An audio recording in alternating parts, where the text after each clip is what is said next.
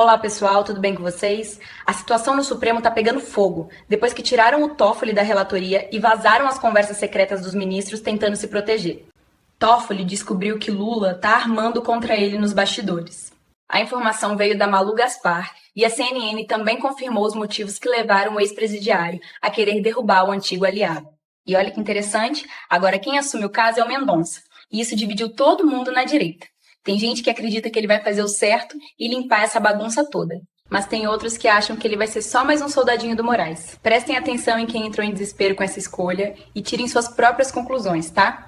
E para fechar, a revista Oeste trouxe uma informação bombástica. A Polícia Federal vai apresentar um relatório pesado contra o Moraes. E tem mais. O jurista Mairovitch meteu o pau no Paulo Gonet e no próprio Toffoli. Não poupou ninguém. Vou destacar também aqui o que o Caio Junqueira conta pra gente. Ele ouviu fontes próximas à corte e qual que é a avaliação?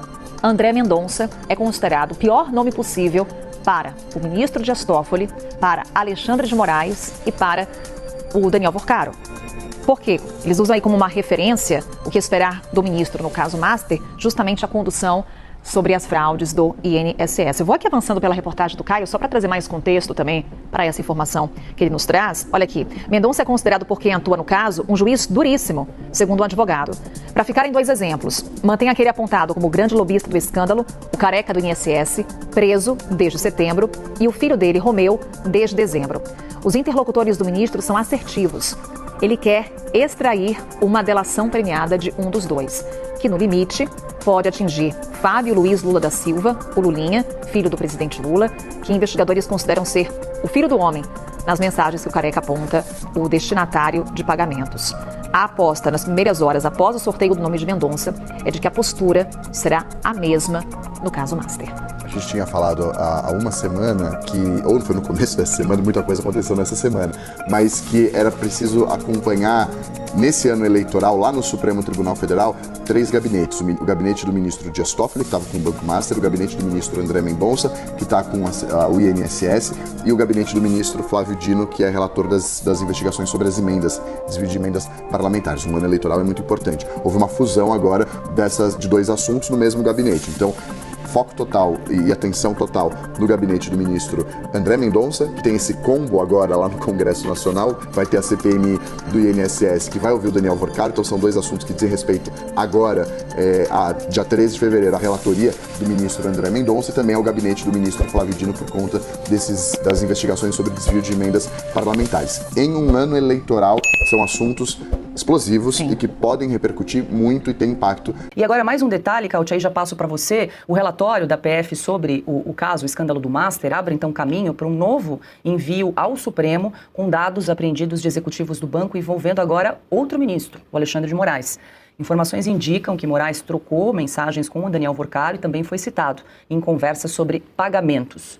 O relatório sobre Alexandre de Moraes ainda não foi liberado porque haveria um receio de arquivamento caso fosse enviado diretamente ao ministro Toffoli, que tomou as decisões diferentes das orientações da PF. Então, com a saída do Toffoli da relatoria, o caso passando agora para André Mendonça, a mudança altera o andamento das investigações, então a Polícia Federal deve entregar até o fim da próxima semana dados, o material colhido também em relação ao ministro Alexandre de Moraes. Paula, o telefone do Worcaro demonstra com mensagens, com provas, com documentos, com números, aquilo que a gente vinha falando aqui na Oeste já há muito tempo, que o Supremo Tribunal Federal se tornou um grande balcão de negócios, se tornou um grande bazar, um suque árabe, onde as decisões são tomadas na base do pagamento, porque é isso que de fato está acontecendo, é isso que essas informações estão mostrando, que decisões judiciais não foram tomadas na base de questões jurídicas, mas na base de pagamentos, aquilo que a gente já sabia que vinha acontecendo em outras ocasiões, porque quando a gente vê esposas de ministros do Supremo defendendo empresas que depois são absolvidas pelos próprios maridos, é óbvio, por multas bilionárias ou por outros casos, é óbvio que isso não foi de graça. E agora o Worcaro, que demonstra que os pagamentos foram para vários ministros do Supremo, de novo, o caso escandaloso do contrato de 130 milhões de reais com a esposa do ministro Alexandre de Moraes, que ainda mais escandaloso é que, além dela não ter nenhum preparo adequado para isso, ter um escritório de terceira linha, não ter atuado em basicamente nada, senão em um processo que perdeu, Além disso, Alexandre de Moraes vai lá e fala no meio da Corte Suprema que está tudo bem e que não podemos condenar esposas somente porque elas defendem empresas que depois são julgadas pelos maridos. É o cúmulo do absurdo e do fato que no Supremo, até pelas frases que a gente está vendo aqui, eles que está vendo nessas gravações, nesses relatos, eles se acham impunes. Eles se acham completamente imunes de qualquer crítica ou de qualquer atuação. E quando a Polícia Federal produz um relatório desse tamanho e entrega isso para o presidente do Supremo, dizendo, tem casos que tem indício de crime aqui, você não vai verificar o mérito, mas acusa quem fez a investigação, não fica escandalizado porque tem indício de crime envolvendo o ministro do Supremo, mas acusa a Polícia Federal de ter ido além das suas prerrogativas. E o que o delegado da PF tinha que fazer? Ignorar sumariamente isso? Mas, obviamente, sorte que a Polícia Federal não responde apenas a uma ordem do andar de cima, mas cada delegado tem o mínimo de autonomia e também dignidade, viu aquilo e fez o seu dever. Produziu uma série de provas que levaram à queda da relatoria do ministro Dias Toffoli. Se estava tudo bem, se não tinha nada, se de fato era, como o ministro falou, se o Dias Toffoli tem fé pública, ele ainda seria relator. Claramente não foi assim, porque senão ele não teria sido removido sumariamente desta forma. E por último, Paula, mais uma vez, a luz do sol é o melhor desinfetante. A luz do sol é sempre o melhor desinfetante. Quando temos investigações como essas, quando emergem para a opinião pública casos espúrios, como esse pagamento de 20 milhões de reais para a família Toffoli, vindo do Vorcaro, ou o fato de que o resort tinha um valor de 400 milhões de reais e era administrado por uma empresa, a Maridit, que tinha um patrimônio, uma capital de 150, administrada pelos irmãos e pelo primo de Toffoli, um dos quais padre também, e ninguém ficou rico nisso tudo, é claro que temos um problema. Então, mais uma vez, quando essas informações emergem, a opinião pública percebe o que está acontecendo, entende também que o Supremo Tribunal Federal não está lá para defender a Constituição como deveria, e sim para defender interesses espúrios de gente que acaba devolvendo favor através de pagamentos milionários. Até porque, né, Cáutia, a Polícia Federal tinha o dever de compartilhar os achados ali com possíveis indícios de crime envolvendo uma autoridade, sob pena, inclusive, de responder por prevaricação. Sim, se exatamente. Assim não o fizesse. Então, eles estavam muito furiosos com o fato da Polícia Federal tomar conhecimento dos erros e dos problemas do Toffoli. O que mostra também como eles gostariam de ser invulneráveis, como eles gostariam de estar completamente longe de qualquer possibilidade da Polícia Federal entender o processo deles. Eu acho que isso não vai ser possível. Especificamente não vai ser possível sobre um desses ministros, que é o Alexandre de Moraes. A Polícia Federal vai ter que falar que a mulher dele tinha um contrato de 30, 29 milhões com o Banco Master. A Polícia Federal possivelmente vai encontrar algumas conversas dele com o Banco Master. E ela tem que registrar, ela tem que apresentar isso. Ela não pede o impedimento de ninguém, ela não defende o impedimento de ninguém. Ela apenas registra o que acontece nos seus inquéritos e apresenta ao juiz como manda a lei. Agora, nós precisamos tomar conhecimento desses fatos, porque pode haver uma pressão sobre a Polícia Federal. E se houver uma pressão contra a Polícia Federal, quem pode estar do lado dela? Apenas a opinião pública. Ela terá a obrigação de vazar esses fatos para que a imprensa divulgue e a opinião pública tome conhecimento. Então, acho que essa reunião foi muito clara sobre o espírito de corpo, sobre o corporativismo do Supremo Tribunal Federal, sobre como o Supremo Tribunal Federal despreza os fatores mais importantes da ética no julgamento de um processo, na presença de um processo. Isso é que é escandaloso. Ter vazado não é escandaloso. O escandaloso é o que eles pensam, é o que eles demonstraram nessa reunião. Portanto, é importante também observar que o que eles pensam e o que a sociedade pensa é muito diferente. É difícil você apresentar uma nota dizendo que um Toffoli é um homem de uma moral elevada, que um trabalho magnífico, que, no entanto, vai deixar a relatoria. Se ele tem tantas qualidades, por que ele vai deixar a relatoria? É uma contradição que todos veem, todos sentem, às vezes até riem.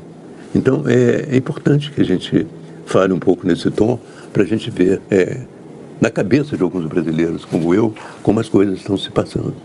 Matheus Teixeira, Lula atuou nos bastidores para que o ministro Dias Toffoli deixasse a relatoria do caso?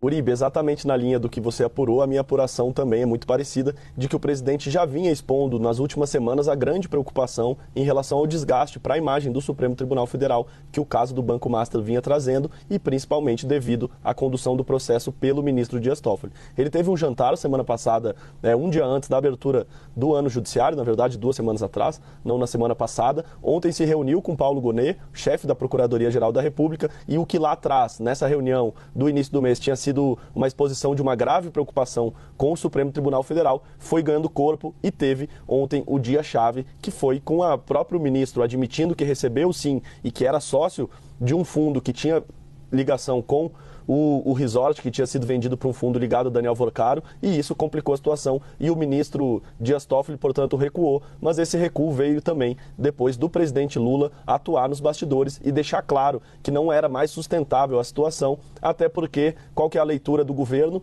Que isso, apesar de pegar da esquerda à direita e ao centrão, acaba desgastando mais o governo de plantão, o governo que está na ativa, porque na cabeça do eleitor médio, do eleitor brasileiro geral, que não acompanha tão detidamente todo o noticiário, é uma questão que em Brasília tem muito problema e que envolve e acaba respingando de alguma maneira no governo federal. E o presidente Lula, então, viu que sim, era necessário estancar a sangria, estancar a crise, e para estancar a crise, isso passava pelo ministro Dias Toffoli fazendo um recuo estratégico e abrindo mão da relatoria do caso. E, portanto, o presidente Lula e o ministro Dias Toffoli, que já tem uma relação difícil nos últimos anos, Toffoli foi indicado por Lula para o Supremo Tribunal Federal, mas tem um episódio que magoou muito o presidente, isso é sabido, que foi a questão de quando ele era presidente do Supremo, ele não autorizou o presidente Lula, que estava preso na época, a ir ao enterro do neto dele, que faleceu com 7 anos. E não só isso, mas uma série de aproximação também do ministro Dias Toffoli com o ex-presidente Jair Bolsonaro. Todo esse contexto magoou o presidente Lula,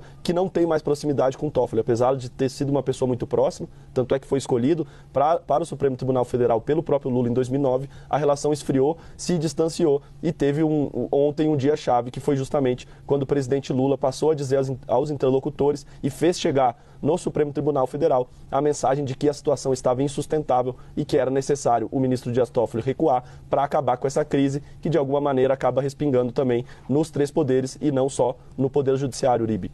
Isso foi um acordo, o ambiente era muito ruim, evidentemente, porque o Toffoli resistia. E aí uma pergunta, por quê? Que força ele tinha?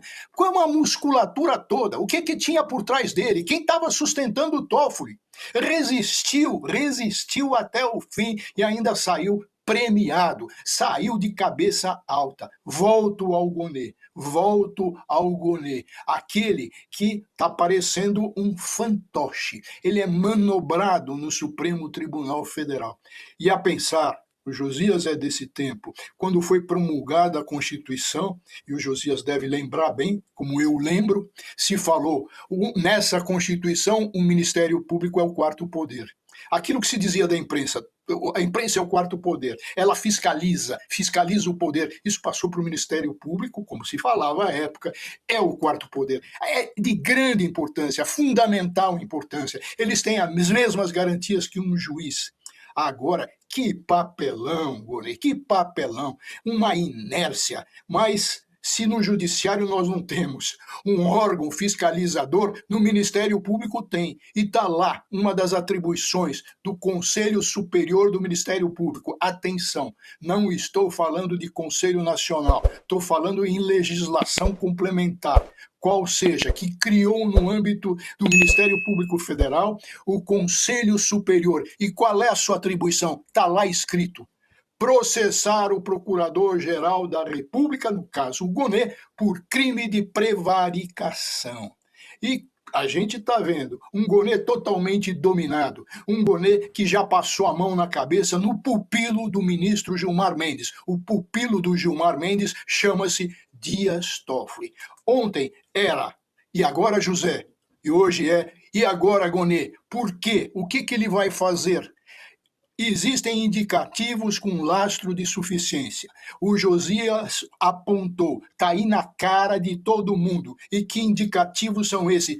De crimes, vou colocar no plural, de crimes. Teve favorecimento, teve obstrução, tem uma coautoria em atuação conjunta com o Vorcaro, tem problema de dinheiro envolvido, uma venda feita em 2021, de repente em 2024 aparece um outro dinheiro.